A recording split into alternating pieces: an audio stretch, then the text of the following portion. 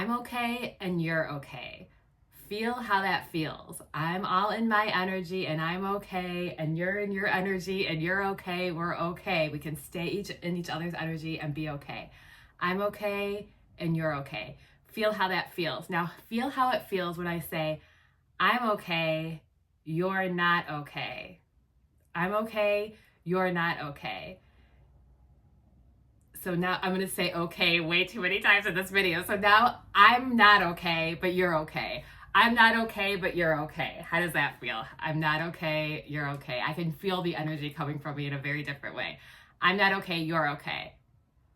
We're both not okay. How does that feel? We're both not okay.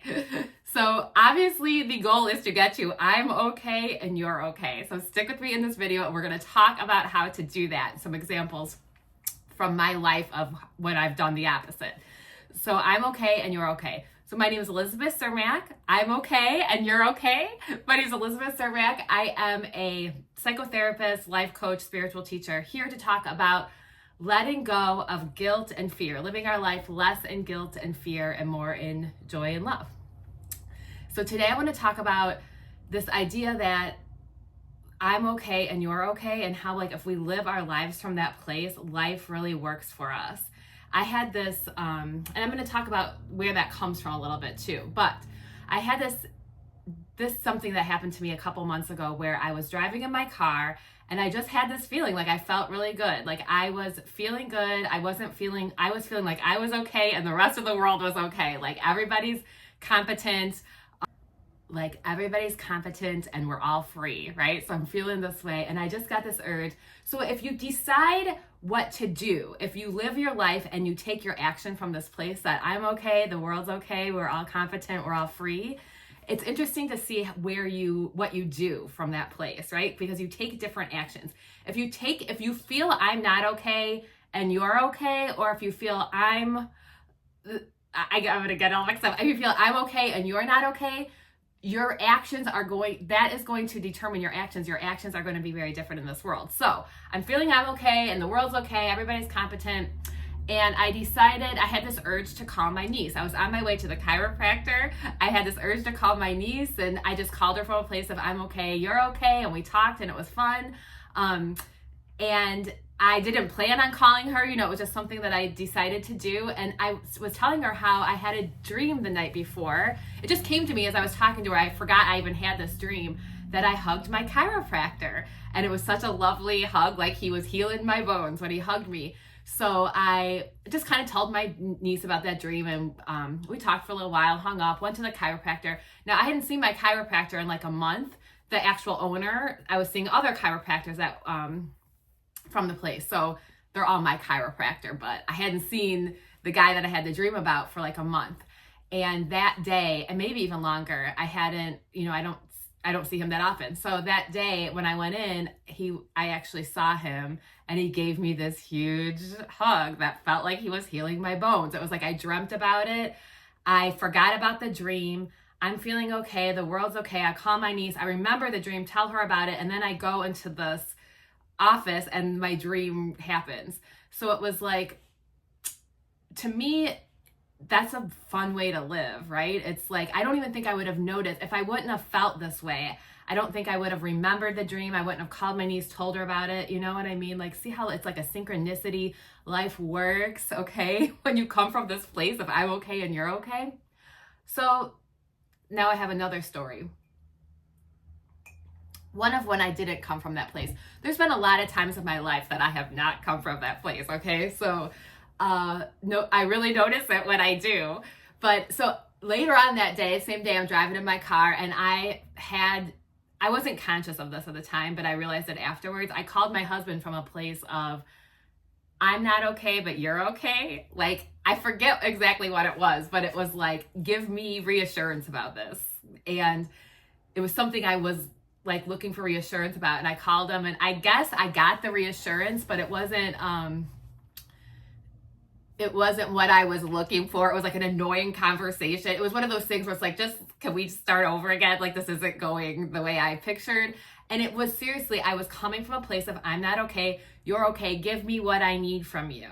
And the conversation didn't go well. It was just whatever, I mean, we got past it and everything, but I just like, oh my gosh, that's so interesting. I called my niece from this place of we're both okay, but I called my husband from a place of I'm not okay, but you're okay. So anyway, so it was, life just works better, right? When you come from this place. And I feel like this is actually form of therapy called transactional analysis by from Eric Berne. I hope I'm saying it right.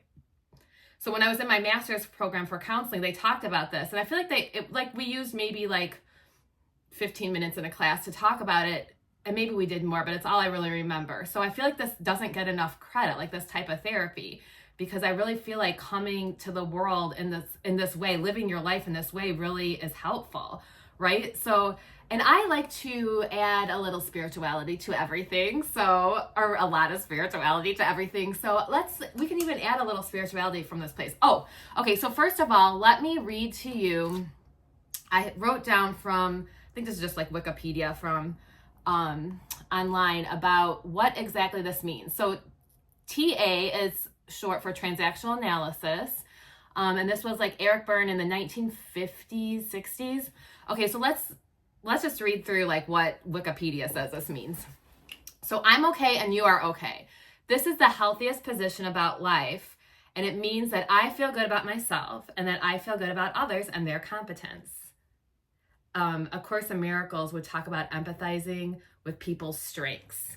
So like as a psychotherapist, I remember I went to a Course in Miracles class back when I was, this was years ago, and I was like, how do I incorporate this into my therapy practice? And the leader there, who was also a therapist, said you don't have to talk about it.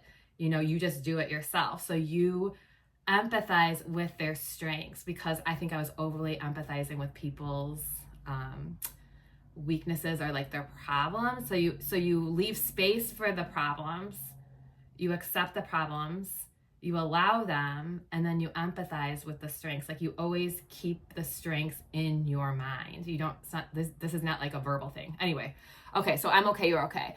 I'm okay and you are not okay. In this position, I feel good about myself, but I see others as damaged or less than me, and this is usually not healthy. This could be, can be quite an ego complex too, right? And it even like as an empath, feeling like somebody's always taking from you, that puts you in a victim mentality, which you don't want. I think there's a lot. We're moving away from victim mentality, right? But when we're moving away from something, it kind of like you see a lot of it. Okay, I'm not okay and you are okay. Ooh, can you feel how that feels? I felt all of these. In this position, the person sees him or herself as the weak partner in the relationship, and as the others in life are definitely better than the self. The person who holds this position will unconsciously accept abuse as okay. Interesting, right? So this is a person who will unconsciously accept abuse as okay. I'm not okay and you are okay. In this position, the person sees himself or herself as the weak partner in relationships, as the others in life are definitely better than the self, and this person who holds this position will unconsciously accept abuse as okay. This is another form of ego coming in, right? Ego says either I'm better than you or I'm worse than you. So I'm not okay and you are not okay. Ooh, chaos. That's the worst, right? I don't know. They're all pretty bad, except for I'm okay or you're okay. I'm not okay and you are not okay. This is the worst position to be in, as it means that I believe that I am in a terrible state and the rest of the world is as bad. Like, good luck. Consequently, there is no hope for any ultimate support. I think I've been in that position too. Like, I'm not okay and the world's not okay, and then that sucks too.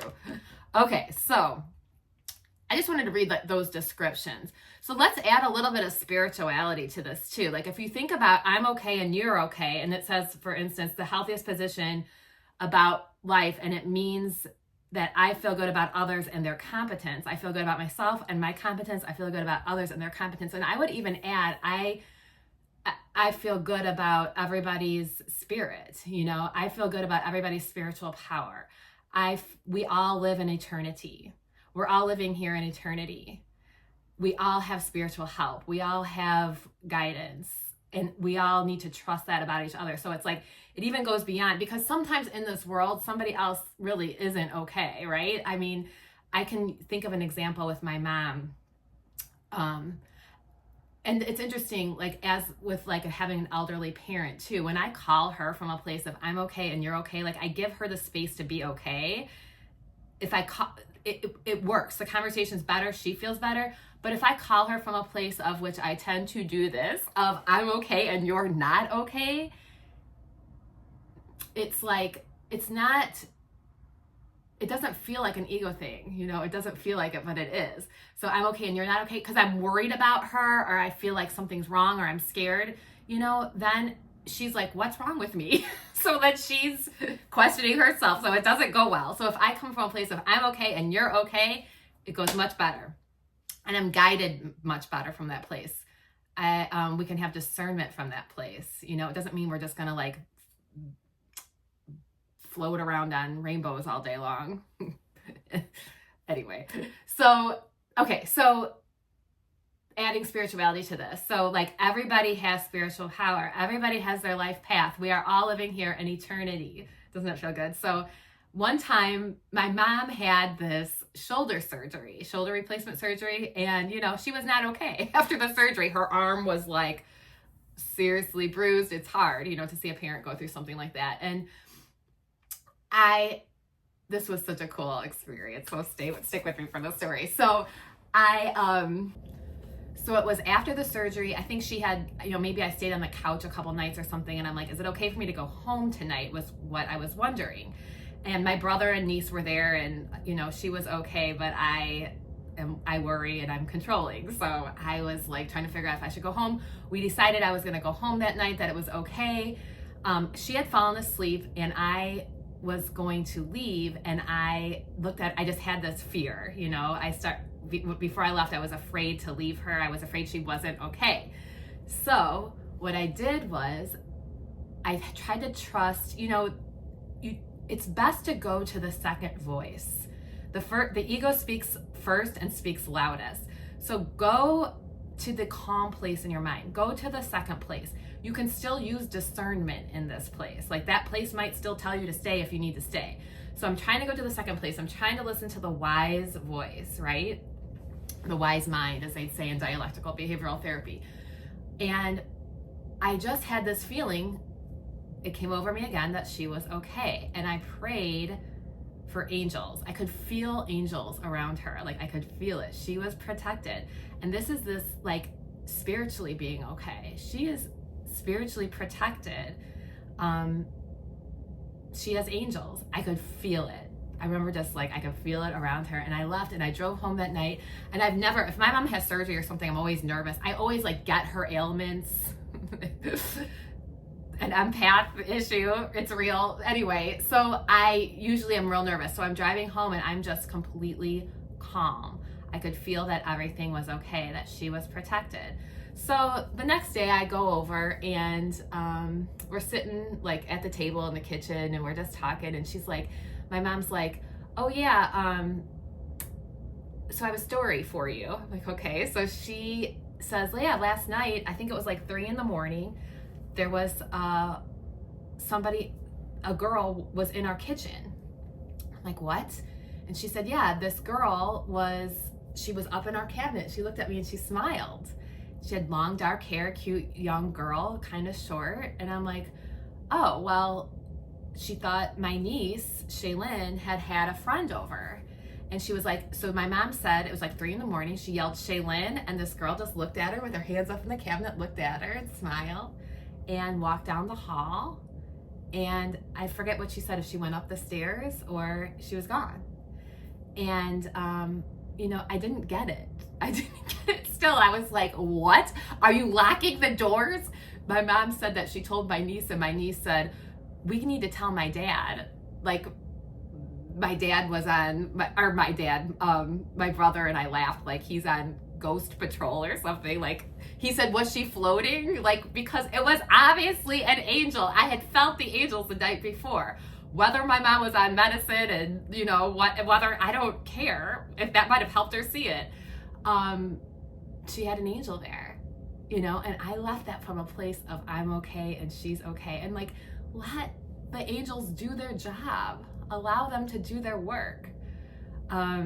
Because, I'm not telling the story very well. My niece was like, yeah, I didn't have a friend over. My niece did not have a friend over that night. She was like frightened because my mom said it was literally like she could see this person. It was a human, you know, appeared to be a human. So I'm like, are all the doors locked in the house and everything? And she's telling me the story because she's not telling me the story as if it's an angel. It was just really funny. So, but what's funny, she wasn't telling me the story as if it was an angel, but she thought it was an angel. Like she was so calm about it and like normal about it.